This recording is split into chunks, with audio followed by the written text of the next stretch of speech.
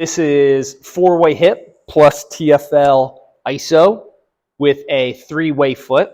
So for this, it is an Iso. You can use a cable column where you just can't move the weight. You can use a band, you can use a strap, just anything where you could hook your ankle or hook your foot in and pull and have it not move. So the 4-way hip is, we'll be facing forward, to the side, backward, to the side, and then for the TFL, we'll be at a 45-degree angle with our foot in and pressing out. So the 3-way foot aspect to that is we will do all of these with our foot turned in, our foot neutral, and our foot turned out.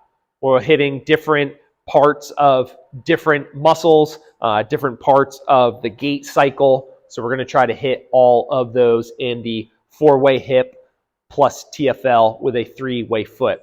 So essentially it's extension, it's adduction, it's flexion, and then abduction as well for all the kind of proper anatomical terms there. So hook your foot, hook your ankle in with a band. I like to use my thickest one that I have here, and I'm going to step into a position where I can't really move it anymore. Right? I don't want to be here and kind of doing reps. That's for another exercise. This is the 4-way hip plus TFL Iso with a 3-way foot. Details to this: when we are sprinting, we want our foot turned out to 1 or 2 o'clock, or on our other stance leg, like 11, 10 o'clock, 10:30 works as well. So that's where our foot is positioned. So my right foot is going to go out to about 1 or 2 o'clock. I am going to make sure my hips are in a good position. My cue is hips to the belly button, tuck your tailbone, something there. I also want this right hip inside my right heel. So as we're doing all these exercises, we don't want our hip outside our heel because that's not how we sprint. Ideally, our foot is under our hip, or in acceleration stages, our foot is outside our hip or our hip is inside our heel, and then good head posture there as well. So a lot of kind of cues to think through. Start with 1 or 2 of them and layer in the other ones naturally. So right foot is turned out. PVC stick, something to hold on to, will replace your leg. That also helps you kind of lean into it for getting your hip inside your heel. Right foot out at about 1, 2 o'clock. Right hip inside the heel. Hips to the belly button, neutral hips with good tall spine posture there. And now for the 3-way foot, your foot's turned in, your foot is middle, your foot is out. You can perform this Iso for, we do anywhere between 4 and 6 seconds.